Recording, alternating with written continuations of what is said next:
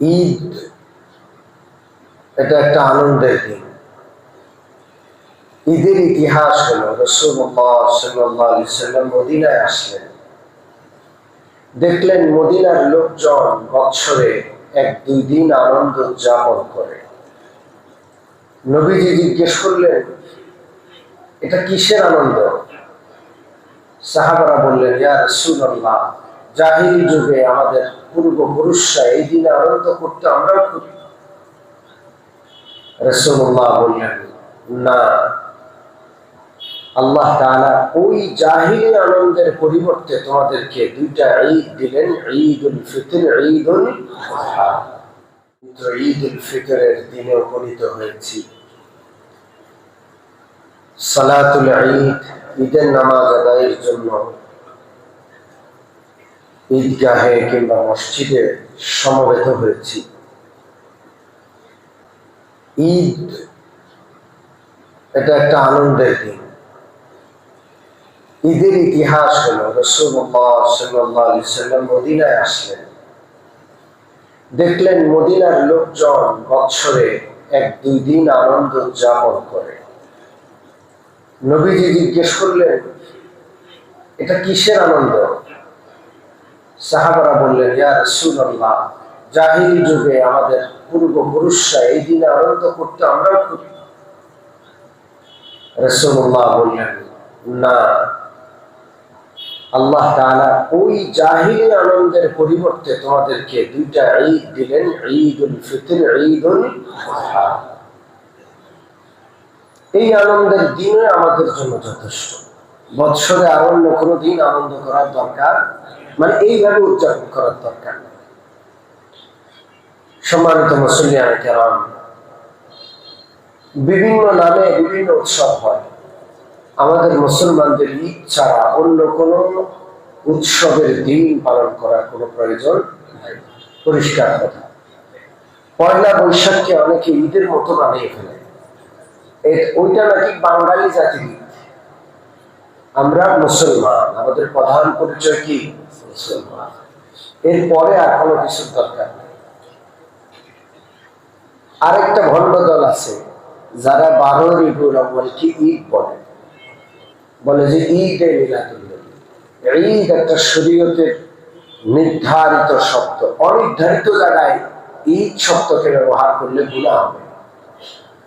12 রবিউল আউয়াল কি ঈদের দিন? জোরে বলেন। কেন বলা হয় যে ঈদ এ মিলাদুন্নবী? এই শব্দটা ওখানে উচ্চারণ করলেই গুনাহ হবে, পাপ হবে। ওই সমস্ত লোকেরা তো বলে সকল ঈদের সেরা ঈদ, তাইলে ঈদ তৃতীয়টা হয়ে গেল। 3 নম্বর কোন ঈদ আছে? সেরা ঈদ বলতে কিছু নাই। ঈদুল ফিতর একটা ঈদ, ঈদুল আযহা একটা ঈদ। ঈদুল ফিতর মানে রোজা খোলার আনন্দ।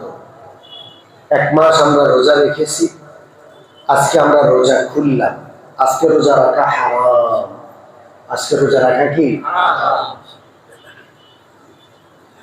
এই আনন্দটা কেন? 1 মাস আল্লাহর হুকুম পালন করতে পেরেছি, এর শুকরিয়া আজকের দিনে আদায় করব। এই জন্য ঈদুল ফিতরকে শুকরিয়ার দিন বলা হয়। গোটা 1টা মাস আমরা রোজা রাখতে পেরেছি, এই শুকরিয়া স্বরূপ ঈদের দিন 2 রাকাত নামাজ পড়বো। ঈদের নামাজকে শুকরিয়ার নামাজ বলে। আলহামদুলিল্লাহ। যত খুশি হোক, নামাজ কি মাপ আছে? নামাজ মাপ নেই। মৃত্যু পর্যন্ত কোনোদিন নামাজ মাপ নেই। রমজানে মসজিদ ভর্তি ছিল, এখন ঈদের দিন মসজিদ শূন্য হয়ে যাবে, ফাঁকা হয়ে যাবে। এমনটা কি ঠিক? জোরে বলেন। আমরা আজীবন মসজিদকে আবাদ রাখবো, 5 ওয়াক্ত নামাজ জামাতের সাথে আদায় করবো ইনশাআল্লাহ। আজকে আনন্দের দিন, ঈদের দিন। যেমন খুশি তেমন আনন্দ করা যাবে নাকি কোন সীমা রেখা আছে? কারো আনন্দ করতে মনে চায় গুনাহের মাধ্যমে, তার গান শুনতে মনে চায়, নাচতে মনে চায়, এটা অবৈধ আনন্দ। এই আনন্দ উদযাপন করা আল্লাহর দেওয়া সীমা রেখা থাকতে হবে। আজকে আপনি আনন্দ উদযাপন করবেন, কোনো অসুবিধা নেই। শরীয়তের সীমা রেখা আপনাকে ঠিক রাখতে হবে। ওই সীমা লঙ্ঘন করে আনন্দ করা যাবে না, কোনো গুনাহ করা যাবে না। এক কথা, আজকে আনন্দ করতে মন চায় গান চালাইলেন, আজকে আনন্দ করতে মন চায় বেগানা নারীর সাথে আপনি সঙ্গ দিলেন, বেপর্দা হলেন, আপনি গুনাহ করলেন। কথা কি বুঝে আসছে? আমরা আজকের দিনে আনন্দ করব, কিন্তু কোনো গুনাহে লিপ্ত হব না, তাইলে এই আনন্দ আমাদের জন্য বিশ্বাস হয়ে যাবে, শাস্তির কারণ হবে। রাষ্ট্রীয়ভাবে আজকে মৃত্যু উদযাপন করার বিভিন্ন প্রোগ্রাম হাতে নেওয়া হয়েছে। আমি সংসদ ভবনের পাশ দিয়ে আসছিলাম, রাস্তা দখল করে বিশাল ব্যবস্থাপনা করা হয়েছে, যেভাবে সাউন্ড সিস্টেম মনে হচ্ছে যে কোনো গান বাধ্য হবে। রাষ্ট্র যদি সেটা করে তাহলে রাষ্ট্র আল্লাহর বিরুদ্ধে অবস্থান নেবে। রাষ্ট্রের আল্লাহর নাফরমানি করার সুযোগ আছে? জোরে বলেন। ওনাদের রাষ্ট্র পরিচালনা করেন, বড় বড় পদে আছেন, ওনারা দুই চারটা নাফরমানি করার অনুমতি আছে, এমনটা হবে? আমরা আল্লাহর নাফরমানি করবো না ইনশাআল্লাহ। একটা পবিত্র ঈদ পালন করবো, যে আনন্দটা আমাদের দুনিয়াতেও আনন্দ হবে এবং আখিরাতেও আনন্দ উদযাপন তথা জান্নাতে যাওয়ার কারণ হবে ইনশাআল্লাহ। সম্মানিত মুসল্লিয়ানে কেরাম, আজকে দুইটা মাসলা গুরুত্বপূর্ণ। এক নম্বর হলো, যারা সাদাকাতুল ফিতর আদায় করিলে দ্রুত আদায় করে দিব, নামাজে আসার আগে আদায় করা উচিত ছিল।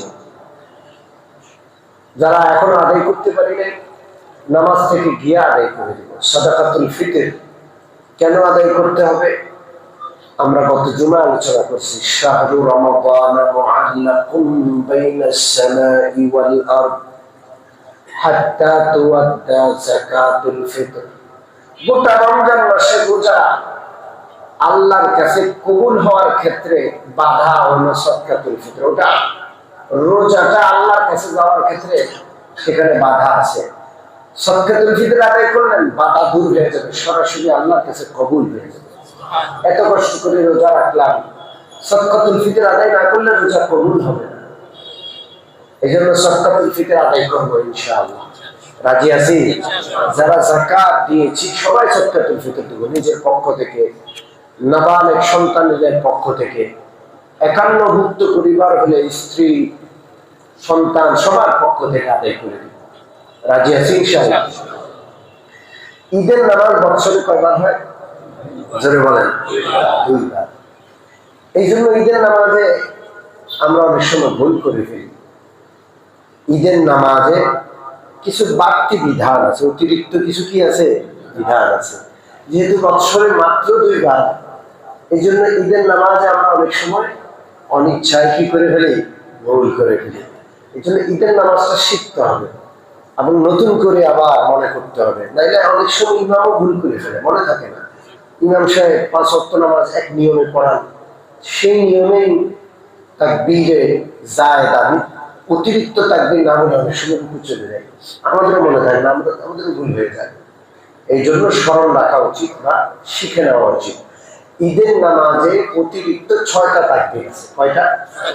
জোরে বলেন কয়টা? প্রথম 3টা তাকবীর প্রথম রাকাতে সানার পরে। কিসের পরে? আমরা আল্লাহু আকবার বলে নিয়ত করে তাকবীরে তাহলিমার পর সানা পাঠ করি। কি পাঠ করি? সানা পাঠ করার পরে কেরাত শুরু করি। কিন্তু এখানে ঈদের নামাজে কেরাতের আগে সানার পরে 3টা অতিরিক্ত তাকবীর হবে। কয়টা? সানা পড়ার পরে আল্লাহু আকবার, হাত তুলে ছেড়ে দিব, 1 নম্বর তাকবীর। 2 নম্বর তাকবীর আল্লাহু আকবার, হাত তুলে আবার ছেড়ে দিব। 3 নম্বর তাকবীর আল্লাহু আকবার, হাত তুলে আবার বেঁধে নিব। 3 নম্বর তাকবীরটা বেঁধে নিব, কারণ তখন কেরাত শুরু হবে। কি শুরু হবে? তাইলে সানার পরে অতিরিক্ত তাকবীর কয়টা? 3টা। যথা নিয়মে প্রথম রাকাত হবে, দ্বিতীয় রাকাত শুরু হবে, দ্বিতীয় রাকাতের কেরাত পড়া হবে। এখন রুকুতে যাওয়ার পালা। স্বাভাবিক নামাজে দ্বিতীয় রাকাতের কেরাত শেষ, রুকুতে চলে যায়। কিন্তু ঈদের নামাজে দ্বিতীয় রাকাতের কেরাত শেষ, অতিরিক্ত 3টা তাকবীর থাকবে। কয়টা? আল্লাহু আকবার বলে হাত উঠিয়ে ছেড়ে দিব, 1 নম্বর তাকবীর। 2 নম্বর তাকবীর আল্লাহু আকবার, হাত উঠিয়ে ছেড়ে দেব। 3 নম্বর তাকবীর আল্লাহু আকবার বলে হাত উঠিয়ে ছেড়ে দেব। চতুর্থ তকবীর নিয়মিত তকবীর, রুকুর তকবীরে। ওই তকবীর বলে কোথায় যাব? রুকুতে যাব। মনে থাকবে ইনশাআল্লাহ? তাহলে প্রথম রাকাতে তাকবীরে তাহরিমার পর, সানার পর কয়টা অতিরিক্ত তাকবীর? তৃতীয় তাকবীরে হাত বেঁধে ফেলব। ঠিক আছে ইনশাআল্লাহ? দ্বিতীয় রাকাতে কেরাত শেষ করার পর রুকুতে যাওয়ার আগে অতিরিক্ত কয়টা তাকবীর? 3 তাকবীরে হাত উঠাবো আর ছেড়ে দিব। আর 3 তাকবীর শেষ হওয়ার পরে নিয়মিত রুকুর তাকবীর দিয়ে কোথায় যাব? মনে থাকবে? ভুলে যাবো না তো ইনশাআল্লাহ? আল্লাহ আমাকেও মনে রাখার তৌফিক দান করেন। দাঁড়িয়ে কথা শুনুন।